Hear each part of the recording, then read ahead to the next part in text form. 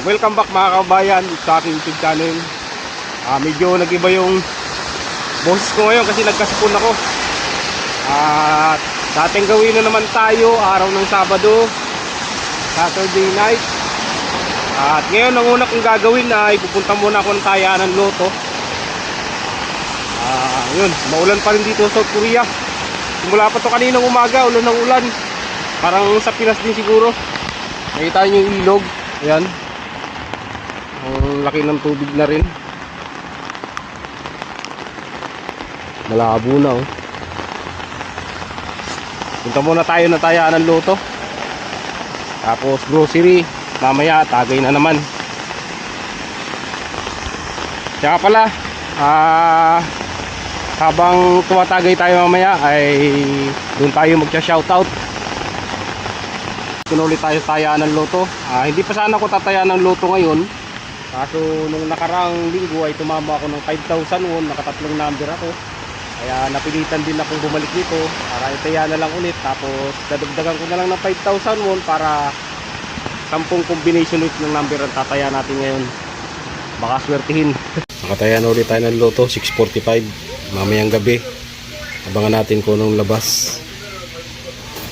10 combination ulit ng number mga kabayan. Paborito nating bilihan ng tinapay.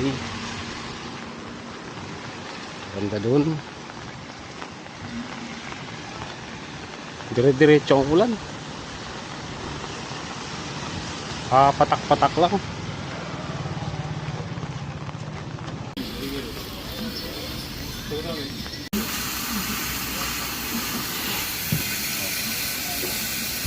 Yan, 5 piraso yung binili ko para hanggang mamaya. Una kong bibilhin na yung baboy. Magkasanggupsal tayo ngayon. Ito, maninipis ng hiwa nito. Kaso nga lang mas mahal. Dito na lang tayo sa medyo mura.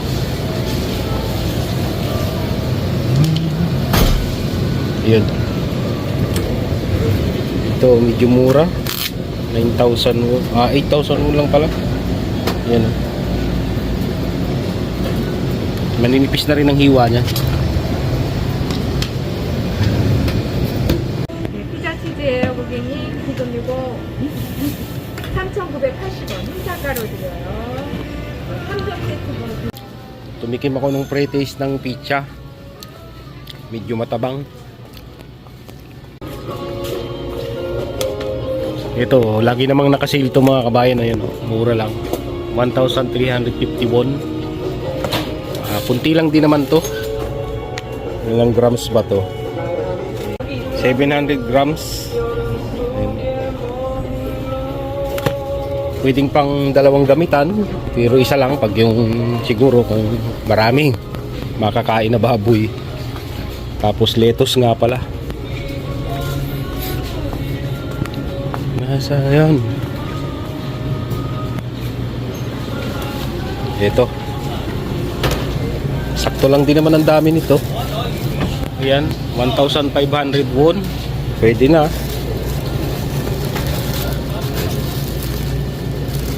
Ano?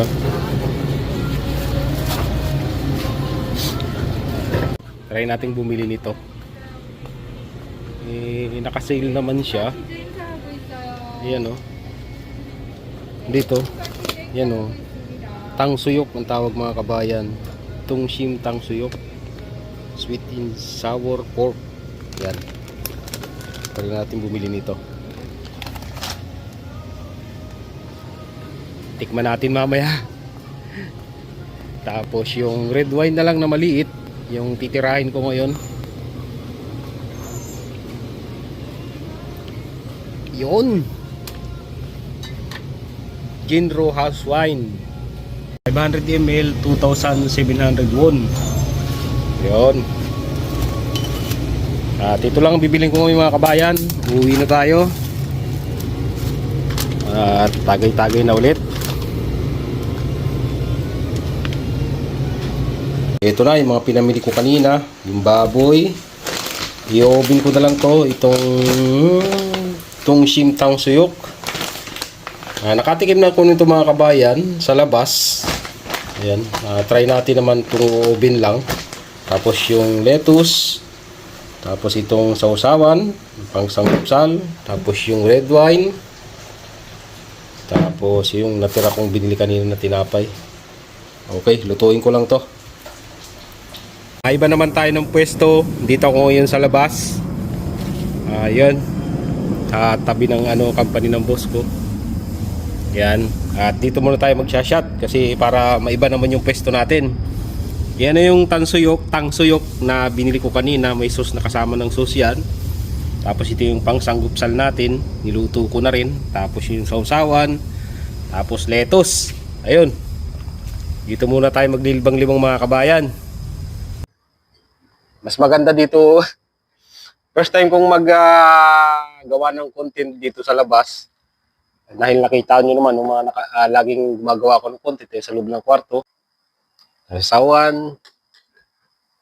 Tapos ibalot.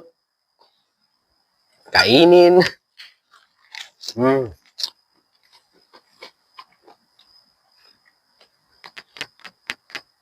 Shoutout kay Michelle Tuga. Shoutout kuya. Shoutout sa kabayan. Sabi pa niya, apply ako dyan. Pwede ka ba yan? Basta, kung apply mo ay factory worker, ay kailangan mo munang mag-aral ng Korean language.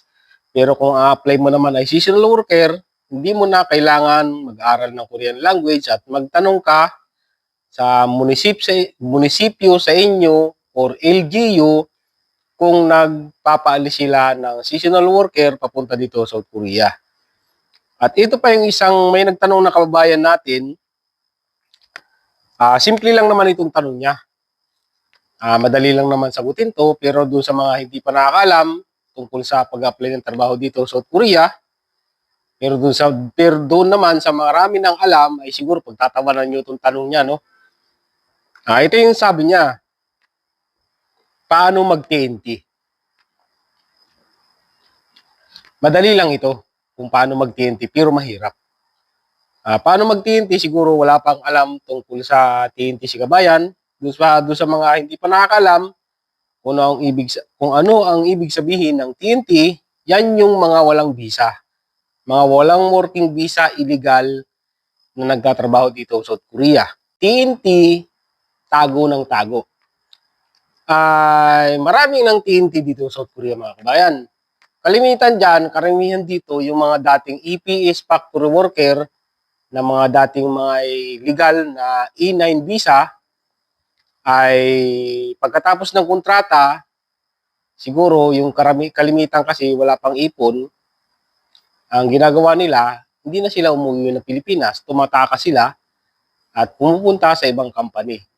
Doon sa nagtanong, wala ka pang alam sa idea, kabayan, tungkol sa TNT, yan yung mga walang visa na illegal na nagtatrabaho dito sa South Korea. Maraming paraan para maging TNT dito sa South Korea. Una diyan yung tinatawag na hindi ako masyadong expert tungkol sa ganito, no, pero sabihin ko lang yung alam ko. Isa diyan yung nag-tourist visa na may kakilala dito sa South Korea. Magto-tourist visa, pagdating dito sa South Korea, hindi na uuwi ng Pinas. Pupunta na siya doon sa kakilala niya dito na halimbawa na TNT rin at doon na siya magtatrabaho. Pero sa ngayon, mahirap mag-apply ng tourist visa dito sa South Korea. Mahigpit. Kalimitan dyan, maramihan, group tourist.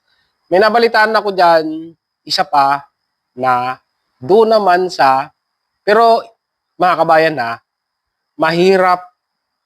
Kung balak nyo mag-TNT dito sa South Korea at wala kayong kakilala dito, huwag nyo nang ituloy. Kasi mahuhuli din kayo. Wala kayong pupuntahan dito pag wala kayong kilala. Pero hanggat maaari, huwag nyo nang isipin yung TNT. Dumaan kayo sa legal na proseso. At kung gusto nyo malaman kung ano yung legal na proseso tungkol sa pag-apply dito sa South Korea, doon sa mga bagong napapadpad dito sa aking YouTube channel, panoorin nyo na lang yung video ko na yan para malaman ninyo ang step by step tungkol sa pag-apply ng factory worker dito sa South Korea. Ang sumunod, Ito yung isang naging dahilan ng pagiging TNT dito sa South Korea, yung mga nagtatrabaho bilang seasonal worker dito sa South Korea. Pagdating dito sa South Korea, ang alam ko sa kontrata ng seasonal worker ay 5 months. Tapos, yung iba, may nabalitaan ako na hinahirapan sa trabaho, umalis doon sa amo bilang seasonal worker. At pumunta ng mga company dito sa South Korea, nag-TNT. Yun, illegal yun, TNT yun. Siguro, yung mga ganun ay may kakilala talaga. May siguradong pupuntahan. Pero kung wala kang siguradong pupuntahan at basta ka na lang lalayas doon sa farm o bilang seasonal worker ka sa company ng amo mo, ay mahirap yun. Ayun. Madaling isipin yung pagiging TNT pero mahirap mga kabayan. Yun ang isipin niyang mag-TNT dito sa South Korea at mahirap yan. Kasi kung magti-TNT kayo dito sa South Korea, halimbawa, palagi natin 1 buwan or 1 week ka palang TNT dito sa South Korea tapos natiyempuhan ka ng immigration, yari ka na agad. Huli ka, uwi ka na agad sa Pilipinas. Kaya doon sa mga gusto magtrabaho dito sa South Korea, ay dumaan kayo sa legal na proseso. Marami namang paraan. Ika nga ay kapag gusto may paraan. Kami nga, nakarating dito sa South Korea, hindi basihan yung yung pinag-aralan o college graduate, high school graduate. Ako high school graduate lang ako, pero nakarating ako dito sa South Korea. Kaya kahit sabihin natin na pahirapan pa nila yung exam, kapag gusto nyo, talagang magpupursige kayo. Isipin nyo lagi yung laki ng sahod nakikitain nyo kapag nandito na kayo para ganahan kayo sa pag-aaral ng Korean language. Tingnan natin kung ano yung lumabas sa 6:45 Lotto Draw dito sa South Korea. Yung petsa makikita nyo mga kabayan. Ayan. 2026, 8/22. Ayan. Saturday. Okay, tingnan natin.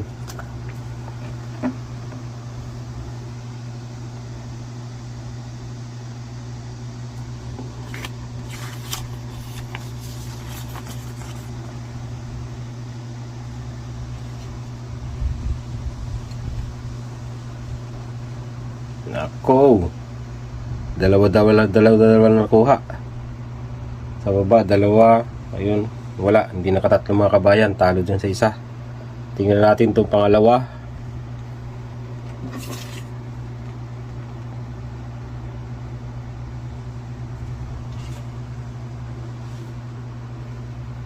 Nako, wala din.